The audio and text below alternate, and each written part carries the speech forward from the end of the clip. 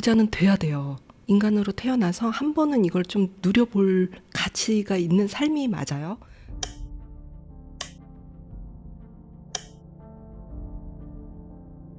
경매 공부를 총 몇 년을 대표님 하셨어요? 07년부터 했으니까 07년부터? 네, 17년 차예요. 와, 17년간 이 분야만, 경매만.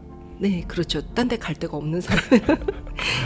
요즘 넷플릭스 보면 일부 한 다음에 한참 있다가 또 2편을 네. 하는 것처럼 저한테는 1편이 한번 스쳐서 다른 세계예요.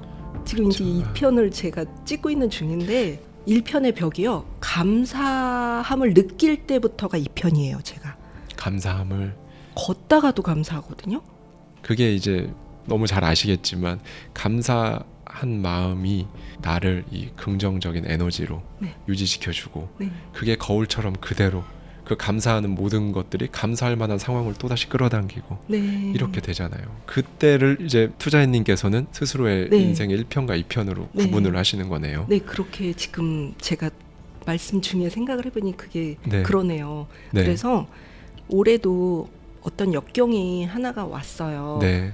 근데 그랬으면 제가 무너졌을 거예요. 감사함을 모르는 1편 시절이었으면. 네. 네. 근데 지금은 그 역경을 주시는 이유가 있구나. 네. 아직도 그릇이 더 커지고 있구나. 더 단단해지구나. 요즘은 갑자기 그 역경이 감사함으로 해석을 하거든요. 지금 2편 중이에요. 진짜 오랜 시간 공부를 하신 거예요. 17년 전에 투자인님과 지금의 투자인님과 DNA는 같겠지만 그 기간 동안 이렇게 한 분야를 정말 파서 이 분야에서 이렇게 성공을 하시기까지 거의 모든 게 계획대로 잘 안 되잖아요. 네. 해나가는 상황에서는. 네. 그런 부분들을 마주할 때마다 네. 어떻게, 어떤 마인드로 네. 혹은 어떤 생각으로 이렇게 헤쳐나와 오셨는지 듣고 싶어요. 저는 지금 생각해보니까 플랜 B가 없어요. 아, 저는 플랜 A예요. 왜냐하면 그냥 해결을 하는 방법론의 차이예요. 저한테는. 그래서 쉽게 풀리는 건 또 감사한 일이고 어렵게 풀리는 또 해결을 찾잖아요. 그러니까 A가 잘 안 되면 A 다시를 풀어야 되는 사람이라서 네, 그러면 또 하나의 기술이 느는 거니 인생의 기술이 느는 거니 그 또한 또 감사한 일이라서 플랜 B를 정해놓고 있지는 않는 사람이에요. 그래서 지금 제 이제 MG 직원들한테도 요번에 어떤 미션이 있었어요. 근데 그 직원들한테 그게 결과가 나와야 되는 상황이었는데 제가 질문을 해요.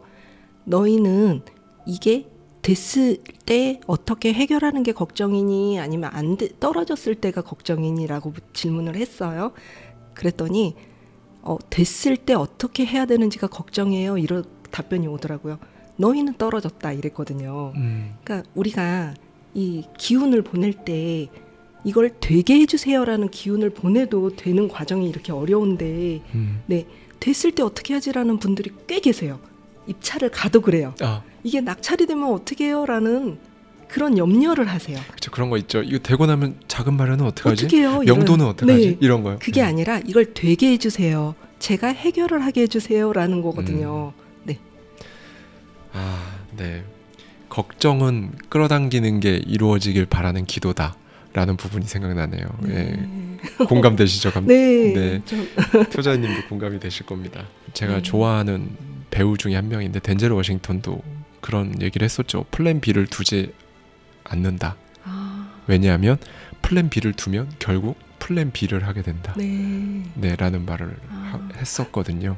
그리고 저 역시도 파부침주라는 사자성어가 있듯이 전쟁에 갈 때 타고 온 배를 다 불태워버리고 전쟁에 임한다. 네. 라는 마인드가 네. 항상 그렇게 해왔는데 투자인님도 마찬가지로 그렇게 해오셨네요. 그거 있잖아요. 어딘가에 갔는데 나랑 똑같은 사람 만나면 되게 내 편 같잖아요. 지금 그런 기분. 그러니까요. 예, 너무 신기해서. 네. 예. 너 이상해라는 사람들 틈에 있다가 네. 나랑 비슷한 사람 또 있네라고 하면 좀 더 기운이 나는. 네. 경매라는 부분을 시작하셨을 때 3년 정도 굉장히 잘 되셨다고 했어요. 네. 그런데 여기서 다시 바닥으로 떨어지셨다고 했는데 네. 어떻게 돼서 그렇게 된 건지 한번 말씀해 주시겠어요? 네. 배우자마자 어린 아이가 돈도 없이 경매를 배운 케이스는 그 수강생들 중에 저 혼자였어요. 그때가 나이가 20대인데. 20대인데. 네. 예. 그런데 다른 언니들은 이제 막 한남동의 부자 언니들 이런 언니들이 막 친목도모를 하고 이러는 시간에 저는 판 거예요. 공부를 해야 되니까. 그래서 한 달 만에 낙찰을 또 받아오네요. 이건 문제죠. 공부를 하다가 무르익기 전에 받아왔잖아요. 네. 그러고 나면 영웅이 돼 있는 거예요. 그 뒤로 그 스토리텔링이 다 짜여진 그 책이 있고 저를 주인공으로 해서 출판사에서 연락도 오고 하면서 막 승승장구해요. 그러다 보면 머리는 참 빨리 돌아갈 때잖아요. 그때가. 그리고 패기도 넘치고 그러니까 이제 자본이 들어와요. 그럴 때는.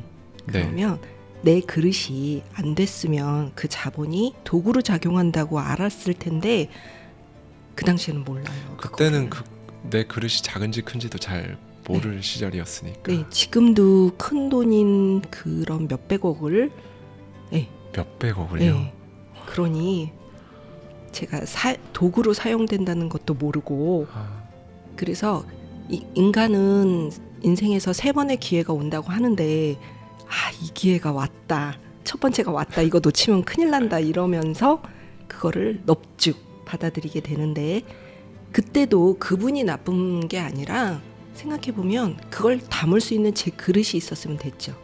지금 만약에 그런 기회가 또 있다 했을 때 저는 제 그릇을 돌아볼 텐데 그 당시에는 뭐 어느 매체나 독서나 뭐 이런 데서 부자의 그릇에 대해서 저를 일깨워 준 적이 한 번도 없어요. 그냥 기회는 오면 잡아라. 이렇게만 알았죠. 네, 그래서 어린 마음에 잡았던 기회가 도구로 남죠, 저한테. 이 부분이 저는 정말 인상 깊었어요. 지금 초반에 잘 나가시다가 어린 나이에 다시 바닥으로 순식간에 떨어진 후에 1년 정도의 시간이 걸려서 결국 다시 시작을 했잖아요. 네. 투자인님을 다시 시작하게 만들어줬던 건 무엇이었을까요? 간절함이었을까요? 그 간절함이 생기기 전에 네. 이제 감사한 인연이 아까 말씀드렸던 누군가가 끌어당겼고 일어나라고. 아까 김치? 네. 그러면서 네. 또 주변 분들이 저를 다 버렸다고 생각했었잖아요. 네. 근데 그렇지 않은 게 제가 어느 며칠 연락이 없으면 찾아와주는 친구가 있었고요. 와서 문을 두들기고 문고리에다 먹을 거라도 걸어주고 가는 친구, 지인이 있고요. 지금 돌이켜보니까 그래요. 저 혼자 버티던 삶인 줄 알았는데 그랬었고 또 하나 죽으려고 밤에 딱 결정을 하는 순간에 전화를 거는 친구가 있고 주변인이 있었고 그렇게 해서 제가 일어난 거면서 항상 보면 주변에서 이 친구가 살아있나 죽어있나 체크를 다 해줬던 거고요. 또 살아갈 수 있게 이렇게 인공호흡도 해줬던 거예요. 네, 그래서 다시 일어날 수 있었고요. 내가 스스로 이제 일어나고 싶다라고 느끼고 나서는 책이 저를 사람으로 만들었고 책을 탁 치는 대로 읽어서요.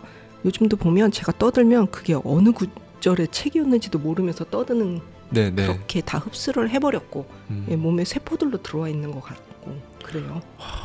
가장 힘들었던 시기에 도서관에 다니시면서 그렇게 책만 팠던 그 시기에 아까 말씀 주셨던 시크릿이란 책과 그다음에 켄터키 할아버지 책이라고 표현을 해주셨는데 그 켄터키 할아버지 책이 우리가 알고 있는 그 KFC 창업자 그분의 책이죠.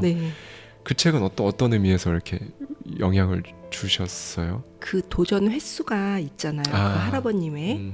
근데 제가 겨우 한 번 해보고 무너진 사람인 거예요. 너무 부끄럽잖아요. 그렇네요. 네, 그 할아버지의 연세에 그 문을 다 두드리면서 그 횟수를 다 채웠다면 내가 그렇게 망했을까? 이 켄터키 할아버지가 아마 1000번이 넘어갔죠. 실패한 횟수가. 네, 1008번인가 이러잖아요. 네. 인생에 있어서 그 정도는 해보고 가야 되겠다라는 결심을 하게 해주신 분. 네. 앞으로도 제가 계속 뭔가를 시도를 하는 건 그분만큼 횟수가 채워질 것 같아요. 네, 제가 이제 어느 정도 이루었다고 자만하면서 멈추지 않고 계속 무언가를 시도하는 이유도 그분하고 저하고 경쟁하는 중이요. 그분만큼 해야지 이러면서.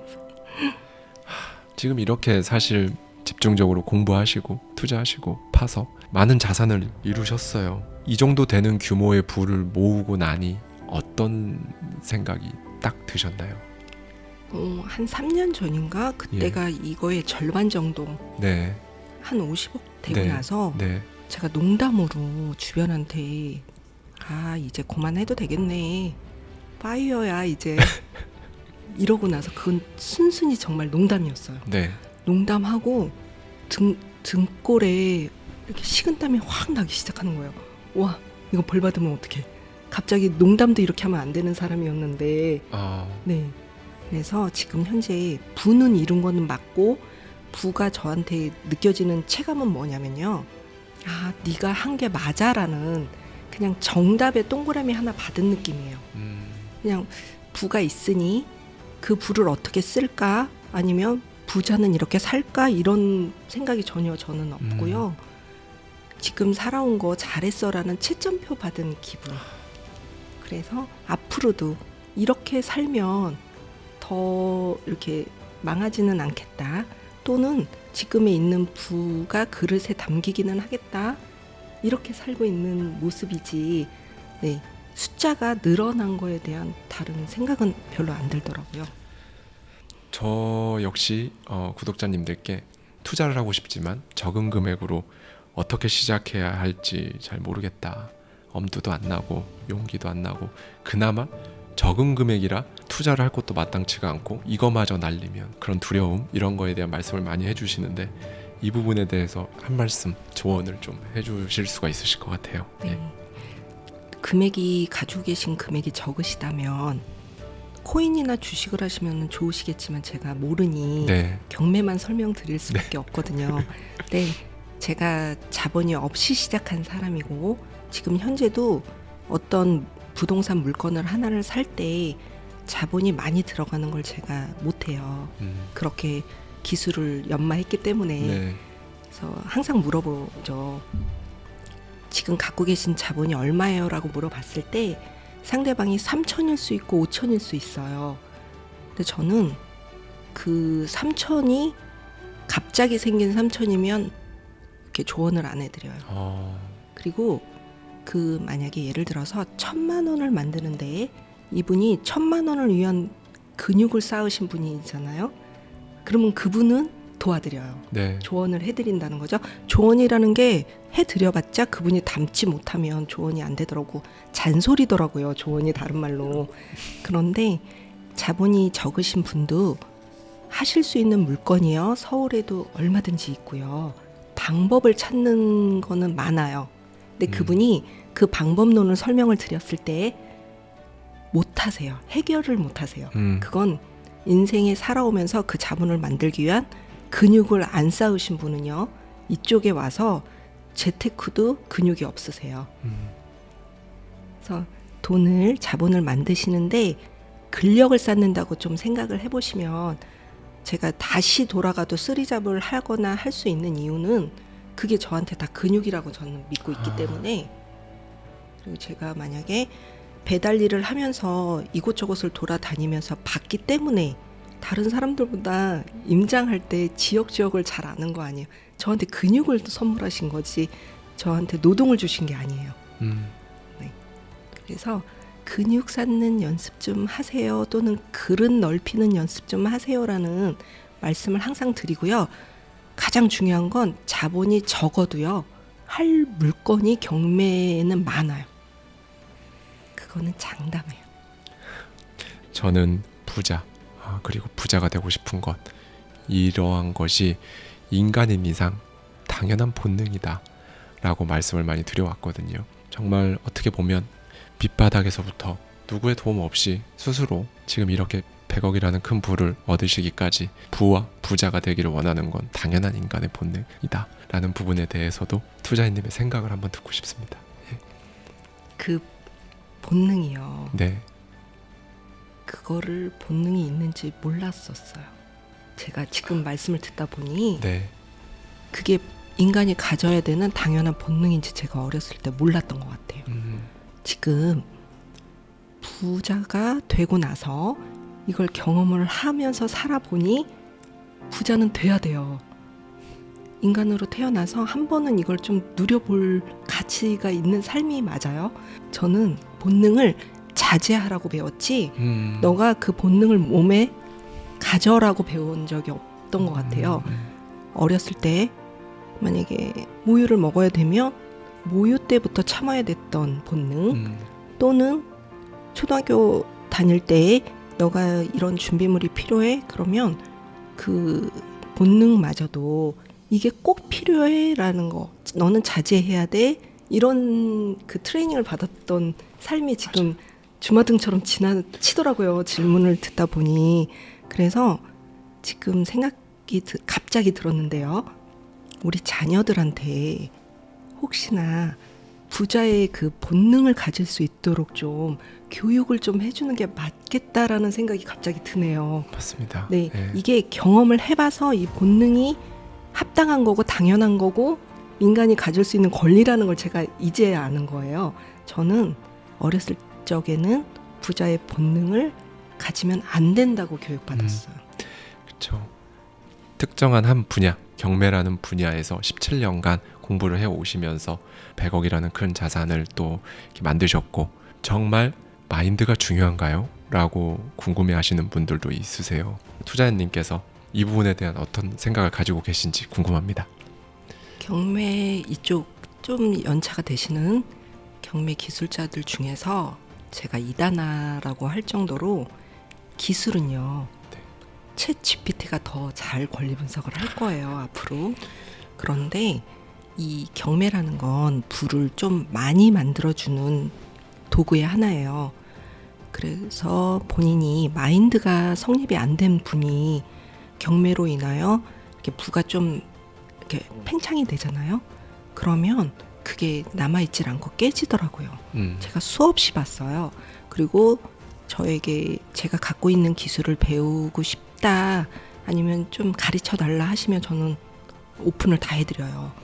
그 이유는 다 같이 잘 살면 좋잖아요. 네. 그리고 제가 그분하고 경쟁하는 게 아니니 물건은 얼마든지 많으니 제 기술 다 가져가세요라고 다 가르쳐 드리는데 지금 책도 그런 면으로 쓴 건데 가장 중요한 거는요. 제가 앞 페이지에다 쓰고 싶었지만 이거는 기술서니까 못 썼지만 여러분 경매로 부가 늘더라도 우리가 그걸 담아놓고 있는 마인드 키우기나 아니면 그릇이 안 된다면 당신에게 그 부가 남아있지를 못해요라고 이 부분을 가장 많이 쓰고 싶었던 부분이에요.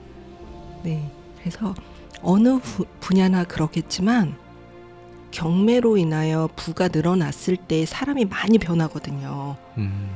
특히 저도 그랬었고 그랬을 때 마인드 공부부터 좀 해주세요라고 부탁 아닌 부탁을 드리고 싶어요. 그리고 경매를 기술로 접근하신 분들은 통계도 내고 막 주식처럼 하시는 분들이 있으세요. 그래서 경매 기술자가 돼 있으시는데 그분들을 우리 다 알고 있는 그 이론이 있잖아요. 그러면 그분들이 사는 삶을 이렇게 지켜보면 사자로서 살고 계세요. 근데 우리는 아이로서 아기로서 살아야지만 즐기면서 살고 그게 우리한테 행복으로 오거든요. 근데 제가 지금 지켜보면 사자의 기술자들이 넘쳐나요. 주변에. 좀 안타깝기는 해요. 제가 잘나서가 아니라 지금 현재 아이처럼 행복감을 느끼면서 이 삶을 살고 있는데 여러분 생각을 조금만 더 하시면 사자보다는 아이가 더 행복하네요 라고 설명을 드리고 싶어요. 이렇게 또 니체 얘기를 해주시네요. 투자님께서. 예, 인간은 세 번 변하는데 처음에는 저나 투자인님이나 마찬가지로 낙타였다가 네, 우리 그랬죠. 예, 이제는 정말 용맹한 사자였다가 네, 그 다음에는 네. 근데 결국에는 아이의 단계가 되는 마인드를 가져야만 뭐든 행복하고 감사한 마음으로 네. 할 수 있고 네. 그래야 또 그거에 걸맞는 것들을 그대로 끌어당기고 그렇게 될 수 있다는 말씀을 해주신 거죠. 네. 정리를 잘 해주셨어요. 네. 너무 좋은 말씀을 또 이렇게 해주셔서 지금까지 투자인님을 모시고 정말 많은 얘기들 들어봤습니다. 오늘 영상도 마찬가지로 출근하시는 길에 혹은 오늘 하루를 마치고 퇴근길에 들으실 구독자님들께 오늘 저와 투자인님이 나누신 대화가 조금이나마 삶에 도움이 그리고 작은 팁이 되셨기를 진심으로 바라봅니다. 지금까지 하와이 대저택의 마인드 초대석이었습니다. 감사합니다. 오늘 나와주셔서 감사합니다. 감사합니다. 네.